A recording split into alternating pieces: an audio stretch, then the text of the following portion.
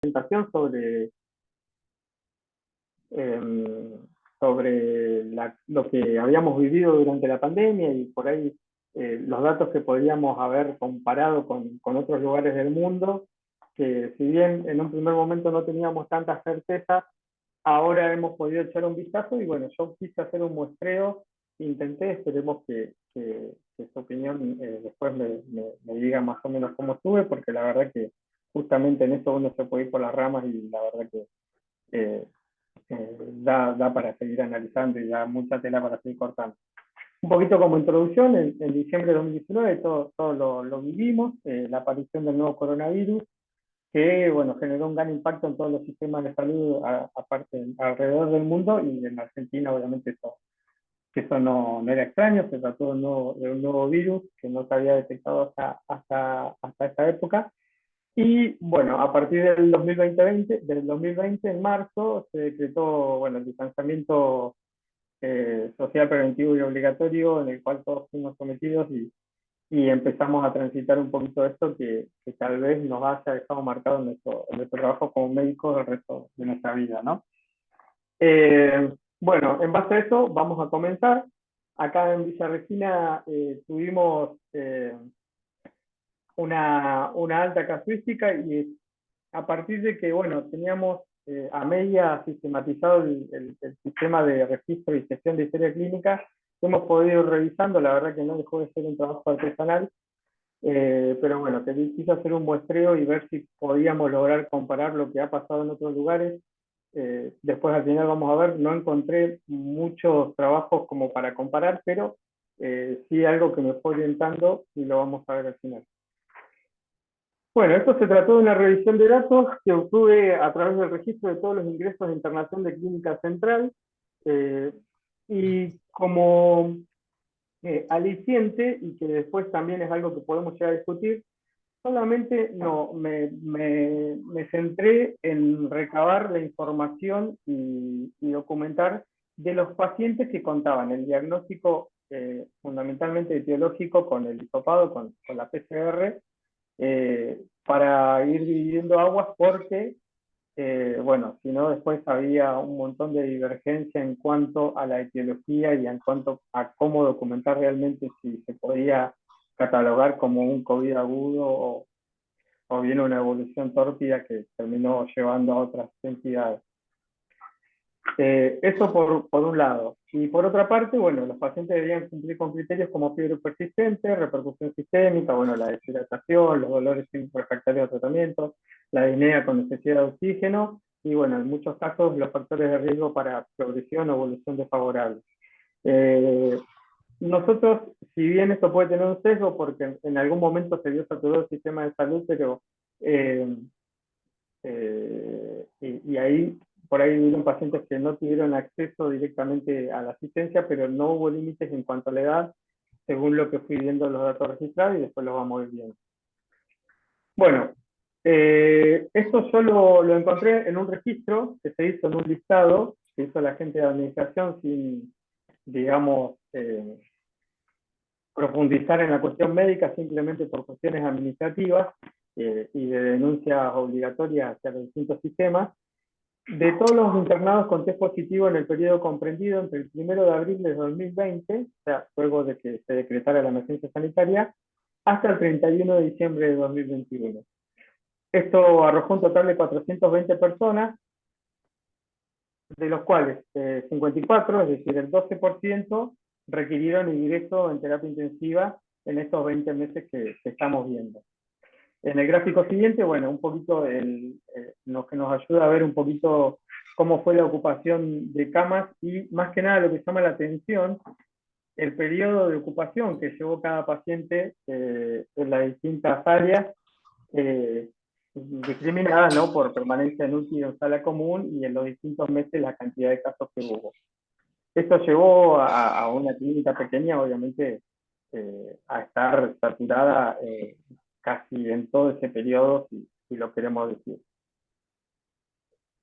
Bueno, en este gráfico vemos los picos de ocupación con los días de internación en las abscisas, digamos, y en las ordenadas de los distintos meses con la cantidad de pacientes incidentes, digamos, que iban apareciendo. Con respecto a injuria renal aguda, que es por ahí un poquito de lo que quería profundizar, eh, lo que quise hacer fue tomar un periodo de 12 meses que comprendió desde el 1 de agosto del 2020 hasta el 31 de julio del 2021, que fue el periodo que más ocupación e incidencia tuvo la terapia intensiva. Si nos ponemos a analizar los 54 pacientes que hubo en el total de los 20 meses, 50 de esos pacientes estuvieron en terapia intensiva durante estos 12 meses, que fue a partir del 1 de agosto. Bueno, y que a su vez, obviamente, desarrollaron algún tipo de injuria renal aguda, que tuvieron o no terapia sustitutiva de la función renal.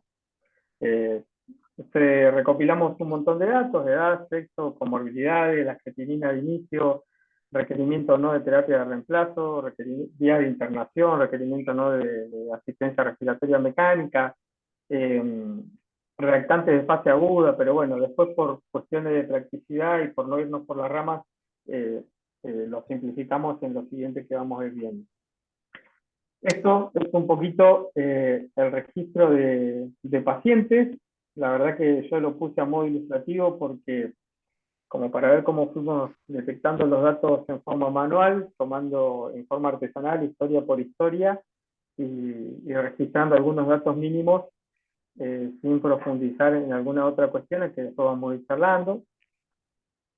Y a partir de esto, empezar a analizar algunos datos que nos llamaron la atención. Cualquier pregunta, si voy muy rápido, me van diciendo. La verdad que estoy un poquito acelerado, me parece, pero creo que vamos a andar justo con el tiempo. Bien, en este periodo de 12 meses requirieron ingreso e internación un total de 296 pacientes, ¿sí? Casi la mitad de los que hubieron en los 20 meses. Y de estos 296 pacientes, 50 requirieron ingreso UTI. Bueno, cuando previamente a que esto ocurriera, nosotros habíamos tenido la ventaja de que después saber qué venía ocurriendo en otras partes del mundo y ver distintas situaciones que se fueron dando, y también estando un poquito en consonancia con la Sociedad Argentina de Terapia Intensiva, que nos bajaba alineamientos, por lo menos a nuestros referentes de terapia intensiva, con los Zoom y las reuniones en forma virtual. Se estableció como línea de trabajo en la terapia intensiva nuestra que todo paciente ingresado debería tener una vía central, si es posible doble número, en caso que requiriera no solamente infusiones, sino que también transfusiones, y pensando en el caso que necesitaran nutrición parenteral. En la medida que se pudo, a todos se les realizó tomografía de tórax para escodificar la gravedad del distrés respiratorio. Se les colocó sonda nasogástrica para nutrición enteral, se les colocó sonda vesical a todos, y a su vez se tomaron muestras de urocultivos y hemocultivos en la medida que fue posible a todos los pacientes que ingresaron a la terapia intensiva. Bueno, esto es uno de los tópicos que fuimos dejando de lado porque también hay mucho para analizar, y la verdad que no sé si, bueno, en realidad tiene mucha razón, porque hay pacientes que en lo prolongado de su estadía en terapia intensiva, en un primer momento, la verdad que lleva muy bien el cuadro, y en los últimos días, con la colonización y las complicaciones infecciosas, terminaron desarrollando IRA, terminaron en terapia de reemplazo renal, pero la verdad que me parece que me iba a explayar demasiado. Tuvimos mucha información en cuanto a la prevalencia de los gérmenes con los cultivos al inicio del ingreso en la terapia intensiva, y las sucesivas apariciones de gérmenes relacionados a la asistencia respiratoria mecánica, al paciente poliinvadido, y obviamente con todas las comórbidas que llegaban trayendo estos pacientes. Bien, en cuanto a la discriminación por sexo, tuvimos una diferencia franca a favor del sexo masculino. La mayoría de los pacientes fueron varones. Esto también se reflejó en la internación en sala común, ¿sí? Había más prevalencia de varones que de mujeres, y de los que evolucionaban mal también. El rango etario, la verdad que fue muy amplio. El más pequeño, digamos, el más joven que ingresó a la UTI fue de 37 años y el más longevo fue de 88 con un promedio de edad grabado en los 60 años. En cuanto a las comórbidas, bueno, la verdad que ganó por robo la obesidad, y obesidad teniendo en cuenta un índice de masa corporal mayor del 30. Por ahí dejamos de lado el sobrepeso para no escalonar tanto la estadística y simplemente ver el impacto. Y entre las otras, bueno, en segundo lugar estaba la hipertensión arterial, con un 42%, la diabetes en un 36% y la insuficiencia cardíaca en un 14%. Después otras con algunas situaciones que no terminaron teniendo por ahí una forma de documentarla, como fue la sospecha de neoplasias o algún paciente inmunosuprimido que tuvimos ahí, pero no lo podemos documentar, así que no entró. Cabe destacar que bueno, un porcentaje discreto de estos pacientes que eran obesos también compartían otras de estas comorbilidades. Bien, en cuanto a la necesidad de asistencia respiratoria mecánica, ¿sí? El 80% de los pacientes ingresados en la terapia, o sea, 40 de estos pacientes necesitaron asistencia respiratoria mecánica, lo cual obviamente después terminó derivando en las complicaciones que nos fueron llevando a la injuria renal. La mortalidad global de estos pacientes, estos 50, fue bastante importante. Fue el 54% de los pacientes ingresados a UTI, que no está muy lejos por ahí de la estadística. No encontré la estadística puntual que terminó publicando la Sociedad Argentina de Terapia Intensiva, pero creo que estuvo bastante cercano. Bien, y acá un poquito vamos a ir viendo, analizando lo que a nosotros nos atañe, que bueno, algunos de los indicadores que pudimos tener con fiabilidad, digamos, porque la verdad que el resto tal vez en las historias clínicas no estuvo tan bien documentado. De los 50 pacientes se obtuvieron muestras de 38 de orina, de los cuales de esos 38 en todos conseguimos tener tiras reactivas, y en 35 de estos pacientes tuvieron hematuria al inicio de la toma de muestra. Hematuria que no lo puse ahí para no flashearme, pero la verdad que francamente, y creo que lo puse en el cuadro que está primero, donde están detallados todos los pacientes, eran hematurias importantes, ¿sí? La mayoría con campos descubiertos y con hemoglobina en 3 cruces, digamos, en la tira. Generalmente esto fue precediendo o en concomitancia de los primeros indicios de injuria renal, sí, que fue o descenso del ritmo diurético o alteración ya analítica en los valores de creatinina sérica.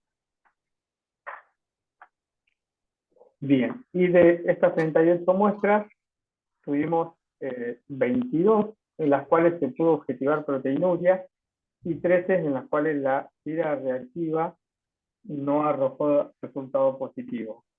Y lo que yo puedo decir del análisis de los datos de la primera grilla de los pacientes, que después lo podemos analizar detenidamente, la verdad que no sé si nos da el tiempo, las proteinurias no fueron en tanta magnitud como las hematurias, que eso es lo que llama la atención. Puede ser que tenga que ver la colonización rápida y el inmediato uso de sonda vesical en estos pacientes. Estos pacientes entraban en la terapia intensiva y enseguida les colocaban la sonda, los catéteres, se los ponía RM, se los relajaba y se los pronaba. Es algo que no aclaré antes y que revisando ahora el trabajo me acordé.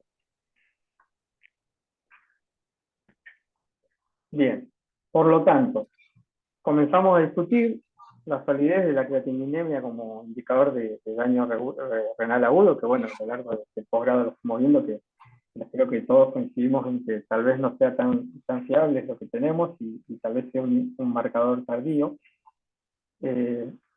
Los pacientes que requirieron terapia de reemplazo tenían un promedio de creatininemia al ingreso UTI de 1,6 y que el rango variaba entre 0,6 y 6,6 miligramos, la verdad que la mayoría eran muy altas. Y el promedio de creatininemia al cierre de la internación, es decir, al óbito del paciente o al egreso de la unidad de este grupo, fue de 4 miligramos, ¿sí? con un radio que iba de 1,18 a 8,8. Esto nos llevó a nosotros a que, bueno, nos orientábamos generalmente por el output urinario como para tomar decisiones a partir de esto y estadificar el paciente los distintos grados de ira que podía ir desarrollando. Bien, y acá vimos que, bueno, un 54% de los pacientes ingresados, ¿sí? 27 pacientes, tuvieron necesidad de terapia sustitutiva, y la mortalidad de estos pacientes, ¿sí? Fue bastante alta, ¿sí? De nuestros pacientes que llegaron a terapia sustitutiva, 20 fallecieron, un 74%, y tuvimos 7 pacientes que egresaron de la unidad, de los cuales 5 recuperaron función renal y hasta el momento no han requerido nuevamente ningún tipo de terapia sustitutiva, y 2 quedaron en hemodiálisis crónica con nosotros. Estamos hablando de que ya llevamos un año a partir del cierre de la toma de esta muestra. Bueno, hablando un poquito de la mortalidad, ¿sí? La totalidad de los pacientes iniciaron terapia sustitutiva, lo hicieron bajo la modalidad de hemodiálisis intermitente, que nosotros es la única modalidad que manejamos por una cuestión de infraestructura, recursos, calidad de agua, capacitación de técnicos, convenios con financiadores y demás. El acceso vascular que usamos en la mayoría de los pacientes fue obviamente un transitorio, ¿sí? Con localización a predominio yugular derecho en 23 pacientes, yugular izquierdo en 2 y femoral en 2. Y gracias a Dios no tuvimos complicaciones asociadas a la colocación del mismo. El promedio de días de hemodiálisis que requirieron estos pacientes fue de 13 días, con un rango que va desde los 2 días hasta los 52. Bueno, y un poquito los tópicos y las cosas que fui marcando como para ver si se dan a discusión o no. Creo que es un tema que a muchos nos ha tocado leer mucho, así que por ahí tal vez lo tengan bastante claro. El prolongado tiempo de permanencia en UTI, hemos tenido pacientes que han estado en un promedio de un mes de estadía en la terapia intensiva, gran parte de ese tiempo con respirador y en hemodiálisis.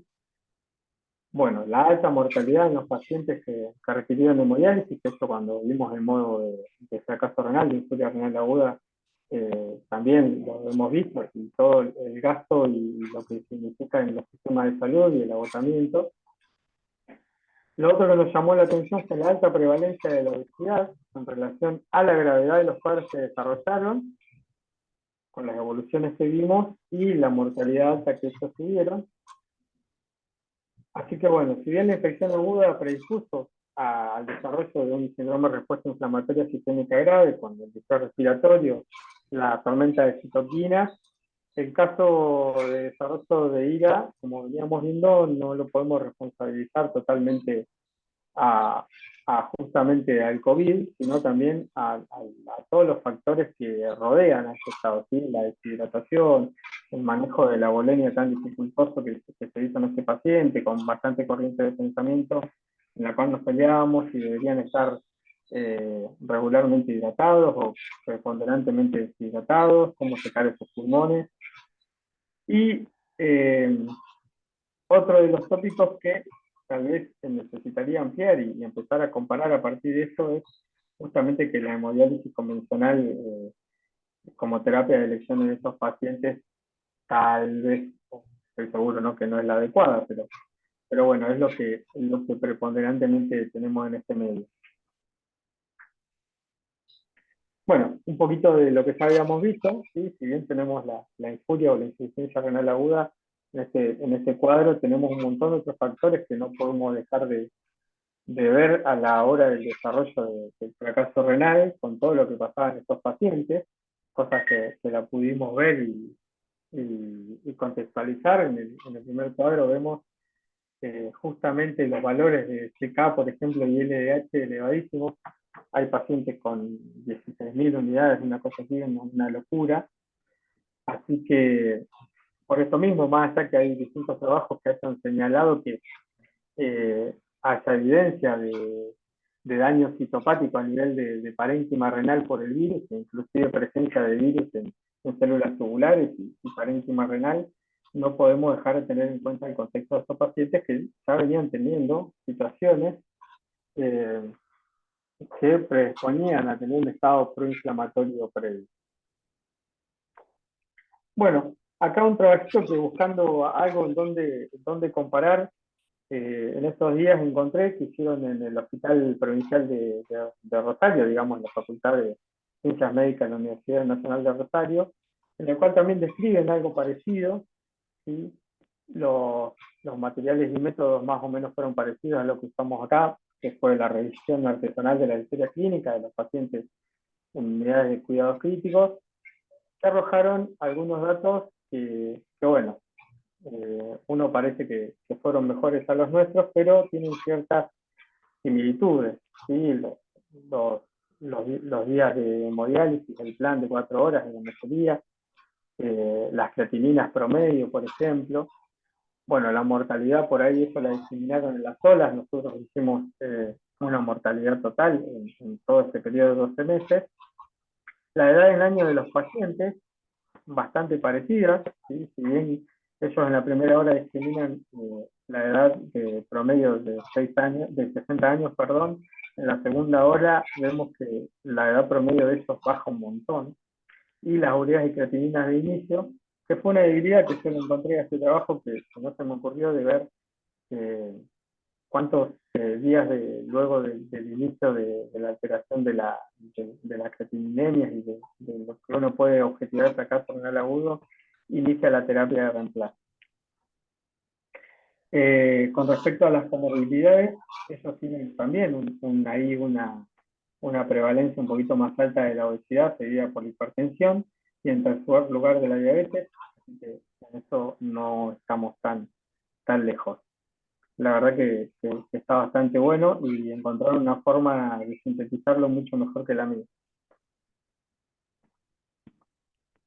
Bueno, en cuanto a las debilidades, un poquito lo que estaba mencionando recién, al haber visto este otro trabajo, es la falta de un sistema de registro que permita el procesamiento de datos, a pesar de ya contar con un sistema de gestión digital de historia clínica. La verdad que ahora estamos pidiendo que se haga esto, que se haga, porque la verdad que los sistemas de gestión están orientados a la facturación en sí y tal vez no nos permiten tener la flexibilidad que se necesita para poder desarrollar este tipo de trabajo y establecer una base de datos que la verdad que sería fantástico. El nivel de complejidad local que tenemos, ¿sí? Lo que veníamos hablando un poquito con Elisa antes de comenzar esto, el limitado número de personal idóneo, recursos humanos, la capacitación que poseía cada uno al inicio de esto, los recursos técnicos. Nosotros tuvimos grandes dificultades con la calidad del agua. En un principio habíamos planteado ante la empresa el hecho de poder hacer diálisis extendidas como para paliar esta situación, pero nos llegó inclusive ósmosis portátil, que después terminaron siendo un karma porque la calidad de agua hacía que las roturas fueran constantes y no pudiéramos avanzar. Las limitaciones estructurales, bueno, por eso estábamos hablando.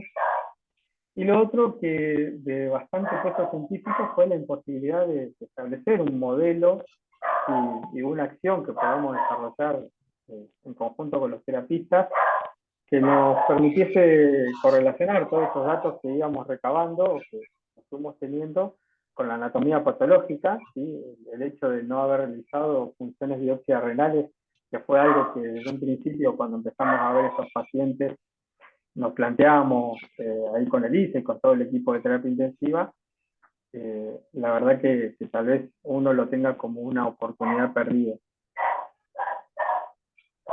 Bueno, y para ir cerrando un poco algo que ya habíamos visto, en comparación a todo eso que presentamos, fue este trabajito, esta serie de 10 pacientes que se biopsiaron en Nueva York, un hospital de Nueva York, que ya los había presentado eh, en otros slides, ¿sí? Con los datos clínicos de los pacientes, las edades, las comorbilidades, las razas, si tenían o no historia de enfermedad renal crónica previa, ¿sí? Los rangos de proteinuria y hematuria que tenían, el hecho del uso de vasopresores y bueno, todos los agentes que de alguna u otra forma nos fueron afectando la homeostasis renal, pero a su vez también datos imagenológicos de tamaños renales y el hecho de haber hecho biopsia a todos los pacientes y los hallazgos en la biopsia de estos pacientes, que bueno, como ya lo habíamos hablado antes, en muchos casos nos encontramos con alteraciones glomerulares que convivían con distintos grados de necrosis tubular aguda en casi todos los pacientes. Y algunos hallazgos histológicos fueron llamativamente hallazgos, digamos, ¿sí? Algunos pacientes ya tenían algunos grados de esclerosis y demás, pero habían algunos pacientes que tenían glomerulopatías creciénticas, así que, bueno, hubiera estado bueno poder realizar algo parecido como para tener una data de lo que nos pasa a nosotros aquí. Bueno, y esto un poquito como a tinte personal, como para ir concluyendo, la verdad que la sensación que me viene dejando y que cada vez que lo releí se me ocurrían más cosas, es la necesidad de tener herramientas prácticas, algo preestablecido ya, para lograr una relación más fiel entre los hechos médicos que estamos presenciando y que vamos haciendo. En ese momento tal vez la vorágine y el volumen de trabajo no lo permitían, pero ahora viéndolo retrospectivamente y viendo la incidencia tal vez menor que tenemos en pacientes hematúricos y proteinúricos y con desarrollo de falla renal aguda tan rápida, digamos, podríamos empezar a pensar en diagramar algo y empezar a trabajar en esto, ¿no? Para tener diagnóstico anatomopatológico y tener una noción más real del desarrollo y de la casuística nuestra. Este trabajo fue una revisión retrospectiva y tiene la debilidad, por ejemplo, de que solamente están registrados los pacientes que tenían diagnóstico de hisopado por PCR, que si nos ponemos a revisar la totalidad de la historia clínica de esto, hay muchos pacientes que ingresaron en estas condiciones, desarrollaron el distrés, desarrollaron la respuesta inflamatoria sistémica, fracasaron, tuvieron el fracaso renal, pero el diagnóstico fue por epidemiología o por contacto estrecho y no se registró como PCR positiva, que eso fue uno de los condicionamientos que tuvimos al principio. Y por otra parte, bueno, el hecho de que solo contamos con una sola modalidad de terapia de reemplazo tal vez no nos da la oportunidad de diferenciar o distinguir si nuestra población podría haber tenido resultados mejores en cuanto a mortalidad y sobrevida renal, por ejemplo. El diagnóstico anatomopatológico también es otra de las debilidades. ¿Sí? En otras series como las que vivimos en Nueva York y en Rosario, bueno, en Rosario no tenemos datos anatomopatológicos, se ve una fuerte relación con la mortalidad, la presencia de los factores de riesgo persistentes, ¿sí? Como se denotan esto que venimos hablando, ¿no? Últimamente con toda la patología cardiovascular crónica y el impacto inmunitario que tiene la obesidad, la diabetes, la enfermedad renal crónica en sí previa y la hipertensión en el desarrollo más rápido de este tipo de síndrome. Y otra de las similitudes, si bien no pudimos establecer un punto de referencia para la toma de muestra, fue la alteración del sedimento urinario como predictor o característico de fracaso renal agudo. En diferencia con la serie esta de las 10 biopsias en Nueva York, que fue más predominante la proteinuria, nosotros acá tuvimos más registro de hematuria, bueno, con el sesgo de que tenemos tal vez algunos pacientes o muchos en los cuales no se tomaron muestras de orina, así que principalmente los pacientes que estaban internados en sala común. Bueno, y otra cosa que por ahí no analicé y no metí fue también la intensidad del estado inflamatorio, porque había una disparidad en la toma de datos, no había una forma de establecer un correlato entre los días de internación y la magnitud de la reacción inflamatoria con respecto a la elevación de los reactantes de fase aguda, como fueron la CK, la LDH, la procalcitonina, por ejemplo, que en algunos pacientes solamente se hizo, no se hizo en todos como serie, la PCR, el delito de sedimentación. Así que bueno, eso también nos queda como ahí una duda y bueno, no tenemos accesibilidad en el medio en que nos manejamos. Así que bueno, aquí como para terminar, un poco de la bibliografía y bueno, aguardo por las preguntas, no sé si me salté algo, algún dato por ahí en que les puedo profundizar. Bueno, muy bien, Martín. Gracias por toda la información que nos has pasado. Algunas preguntitas tengo para hacerte, dado que vos Bueno, te tomaste todo este trabajo. Llego por ahí a ver, me gustaría saber algo más. Con respecto a las comorbilidades de los pacientes que desarrollaron IRA, vos hablaste de la obesidad. ¿Cómo sacaron? ¿Cuál fue el índice de masa corporal promedio? ¿Cómo hicieron el índice de masa corporal? ¿Cómo bueno, lo el detectaron? índice de masa corporal, nosotros, eso, bueno, justamente una de las cosas que revisando nuevamente el trabajo es una debilidad y es algo para cuestionar.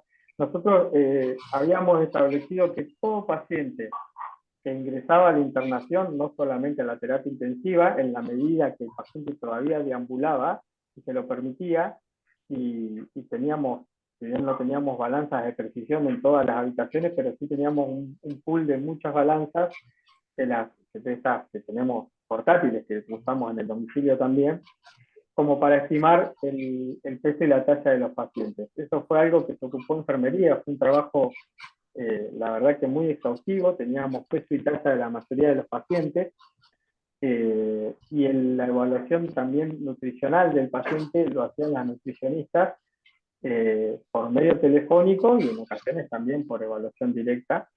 Así que, pero bueno, la verdad que esa fue la forma de determinar, fue bastante fiable y lo fui encontrando el dato en la medida que fui revisando historia por historia, porque justamente veía las evoluciones de mis colegas y en algunas mías que, bueno, nombraban como factor de riesgo la obesidad, la hipertensión y demás, y cómo lo documenté, la verdad que habría que sacarse fotos de las evoluciones de las enfermeras porque hay que sacarse el sombrero. Mm, claro. Y decime otra preguntita hablando de comorbilidades. Vos no nombraste la insuficiencia renal crónica como factor de riesgo y la diabetes e hipertensión. Capaz que lo dijiste y a mí se me pasó. ¿Lo Está en tenés? una de está en una de las diapositivas Ah, la frecuencia de diagnóstico conocido previo, porque también ahí tuvimos una gran dificultad.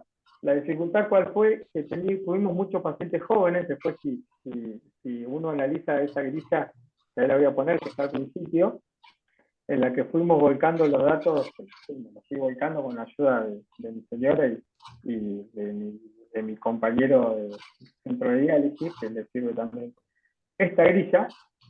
Nosotros fuimos registrando las comorbilidades conocidas de los pacientes. Esto fue algo que no aclaré porque nos ponemos a ver en las edades, tenemos muchos pacientes menores de 50 años y ahí entre los 50 y los 60 que no se conocían hipertensos, por ejemplo, o que no se conocían diabéticos o con glucemias alteradas en ayuna, pero sí tenían un fenotipo metabólico, porque muchos de ellos eran obesos y el que no era obeso, que no lo consigné porque no tenía un índice de masa corporal mayor a 30, pero sí tenía sobrepeso, nos daba la duda por cómo se comportaban después a que sí eran pacientes diabéticos o hipertensos.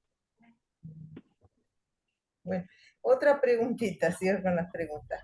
Viste que es Sí, sí, muy importante cuando uno va a desarrollar insuficiencia renal aguda y requerimiento dialítico, dividir las insuficiencias renales o el requerimiento dialítico si es precoz, lo cual uno más bien se lo puede atribuir al coronavirus, en este caso al estado inflamatorio, o si es tardía, que puede ser ya asociado a complicaciones como sepsis, asociada a respirador, neumonía, etcétera, etcétera.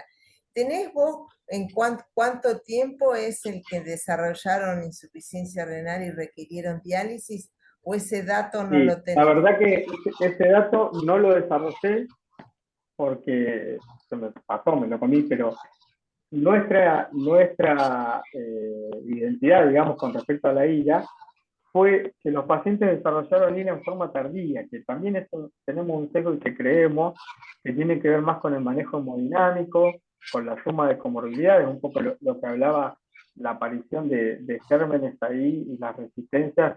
La mayoría de estos pacientes, fíjate que hubo un montón que fallecieron, esos pacientes que fallecieron fueron los que se realizaron menos días y que fue hacia el final de su internación, cuando ya llevaban 15, 20 días en ARM, multiinvadidos, muchos con varios cambios de catéteres centrales porque se tapaban, dejaban de funcionar. Claro.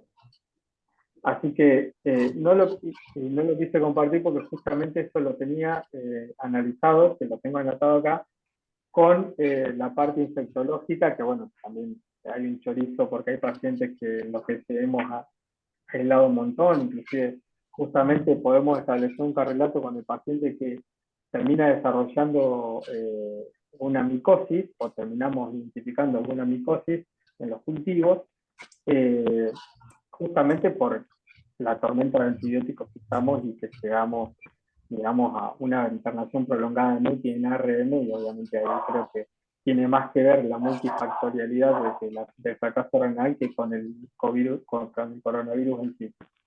Claro. Bueno, la última preguntita a modo de también aclaración. Cuando uno va a presentar un trabajo de IRA y requerimiento dialítico, otra de las cosas que uno trata de establecer, ¿cuál fue la causa de ingreso a diálisis? Si fue la oliguria, si fue el trastorno hidroelectrolítico, si fue los datos de Exactamente. urea y creatina. Eso siempre, es una cosa que yo te digo cuando uno prepara Bien. digamos, un trabajo, uno tiene que, por un lado, tratar de estratificar la insuficiencia renal, en Exacto. estadio, estadificarla, y Esto lo después, hicimos según Cadigo en todos los pacientes y bueno, y también después la toma de decisión, que lo mencioné escuetamente, que fue más que nada por el cese del ritmo diurético, porque después si vemos que la mayoría de los pacientes no tienen grandes alteraciones de las creatinemias, salvo algunas excepciones que también se puede correlacionar con las elevaciones, por ejemplo, de la CK, el LDH, el disilchomil de CK, una cosa así. Pero bueno, como lo di como un tema entendido, el tema de ira que ya lo venimos abordando bastante, va, por lo menos a mí se me pasó y la verdad que en eso tenés razón. no, no, yo nomás que te digo cositas que uno cuando va a tomar datos para presentar una estadística son de importancia, pero no es que, no, estoy de acuerdo, está muy bueno todo lo que presentaste. Bueno, listo, los dejo a los demás que hagan sus apreciaciones. Gracias, Martín. Gracias, Silvia.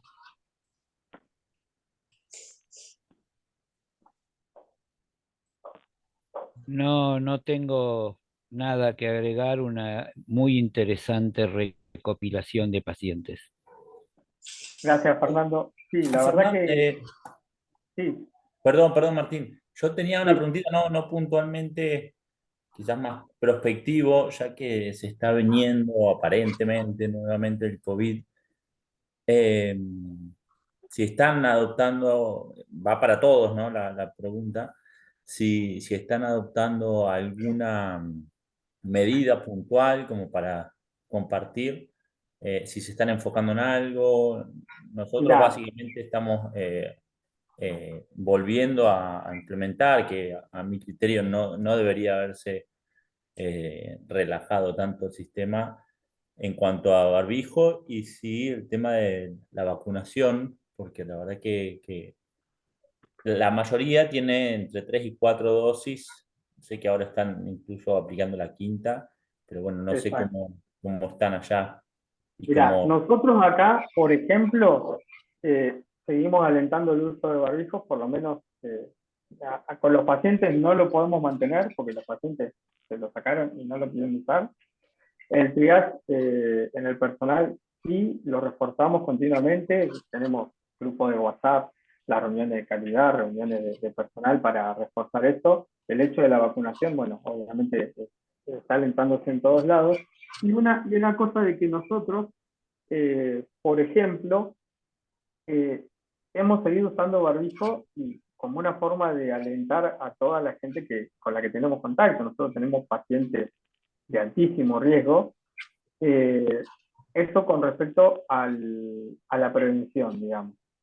Y por otra parte, lo que hemos solicitado y hemos logrado abrir un centro de investigación, hemos logrado en realidad, el centro de investigación comenzó con el inicio de la pandemia prácticamente. Justamente tuvimos una discusión con la gente que lleva el centro de investigación que tiene la clínica acá, el hecho de lo engorroso del procesamiento de datos, y que uno se termina haciendo por la rama, que es un poco lo que me pasó a mí contando la experiencia con los chicos, de prepararnos justamente para estas eventualidades, dejar algún marco normativo de cómo proceder, así estandarizamos, cómo podemos llevar la recopilación de datos en el día a día para que después no tengamos que hacerlo en forma retrospectiva y no sea tan engorroso.